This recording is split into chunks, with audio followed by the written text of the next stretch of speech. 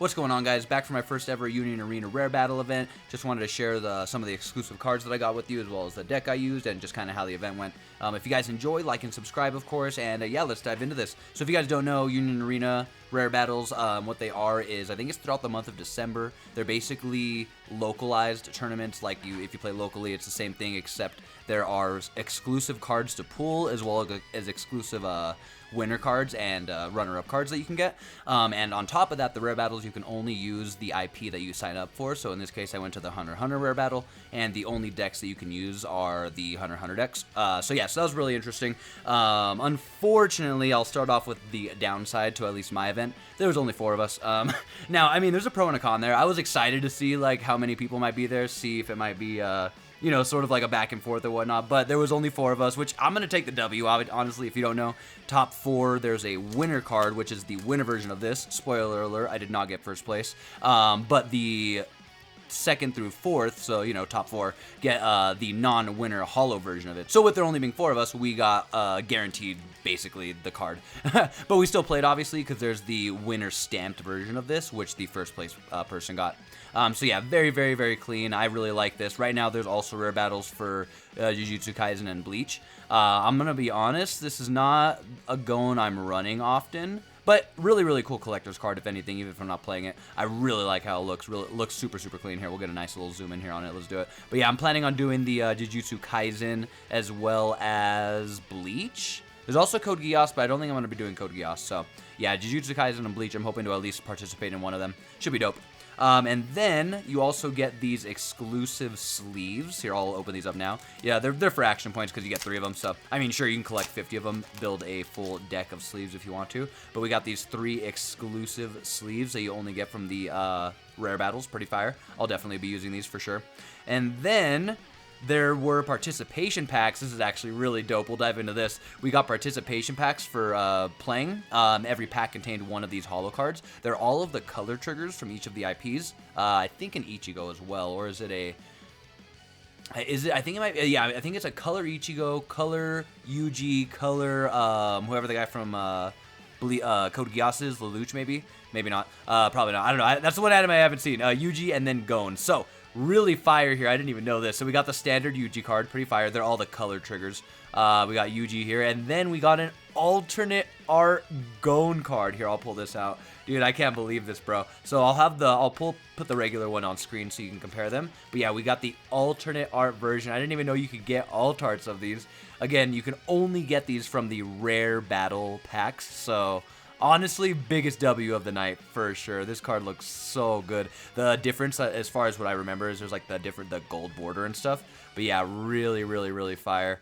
I'm so happy I got this. I didn't even know this was a thing. So really, really cool. Got the alternate art. So yeah, I guess keep your eyes out for alternate arts of these. Let me know in the comments if they are rare or if you got one, or I don't know if you think it's going to be I don't even know if I care about value per se, but I'm just curious how rare they are. Like, maybe, if you don't know, there's action points that you can get, for example, just by going to locals.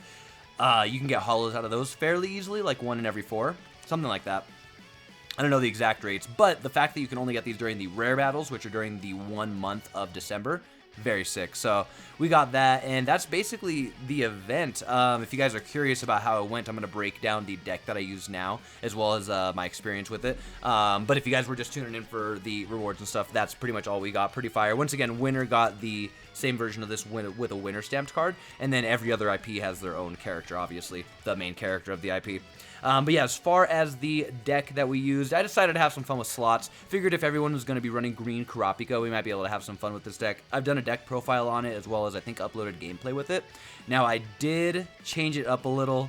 And also, I should mention, I haven't been uploading a lot and stuff, as well as didn't really have a lot of time to dive into this deck build, because I've been so busy with work, with overtime. So yeah, that's it's been a lot, but we're getting through the month. Money's gonna be worth it in the end, hopefully. Getting ahead in life financially and stuff. But yeah, so I don't know. I slapped this deck together a week ago, didn't have time to really look at it more, decided I'm still gonna go and play, and it was still worth it in the end, right? Never give up, never give up. But yeah, all in all, what we're kind of pushing for, what I ended up going for, is a heavy risky dice and Bara play. That's kind of the combo I wanted to go for. So I've got the 3 risky dice, got the 4 paladins necklaces. This is not a final build, by the way, but I'm curious if I'll end up going this direction or not. It's 3 strips of beach.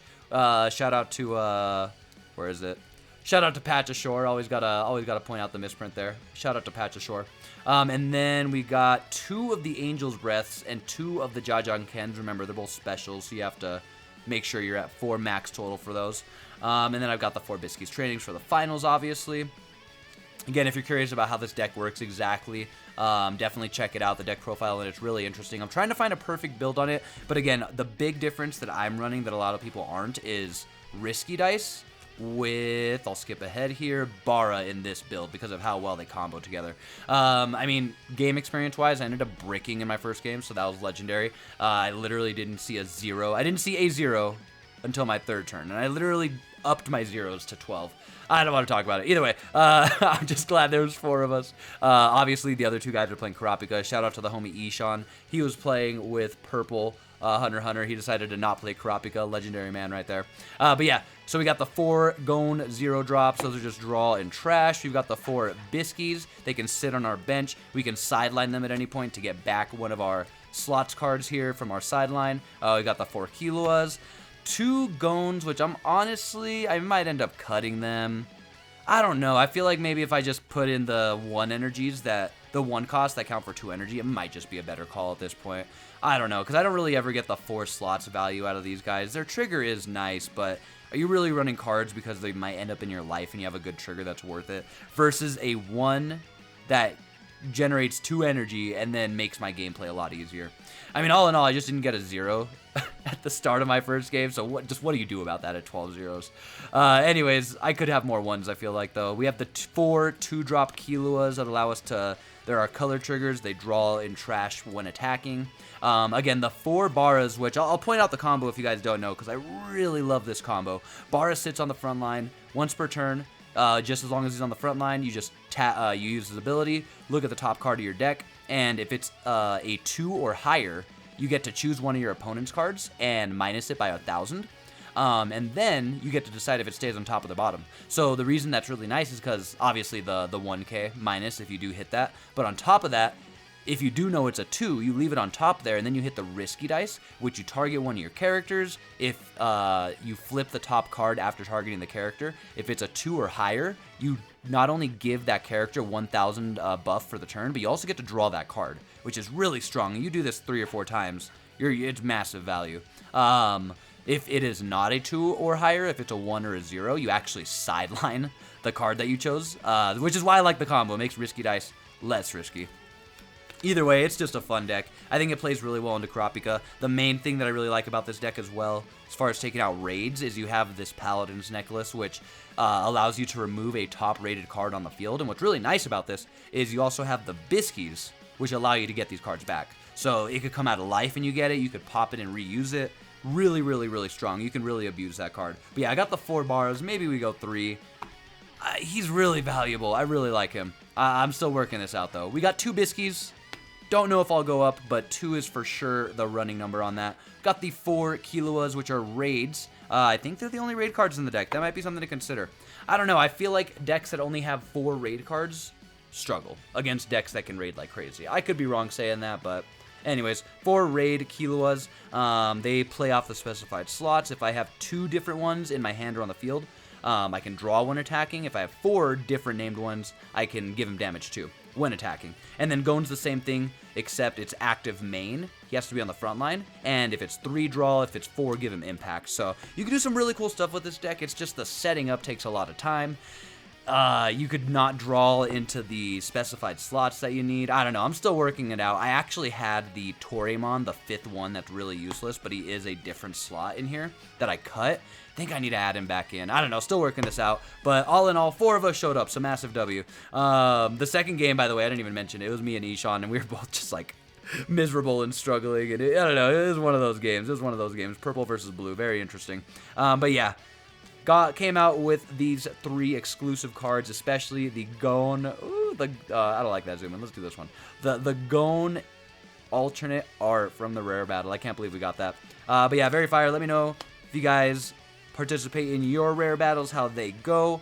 If you guys get any alternate arts, or if you think these have any value or anything, if you think they're rare. And yeah, appreciate you guys watching the video, liking and subscribing. Appreciate all the support. And again, I've been really busy with work this December, so like the whole month, so bear with me on content. I'm really hoping to push some more out, and yeah, catch you guys in the next one.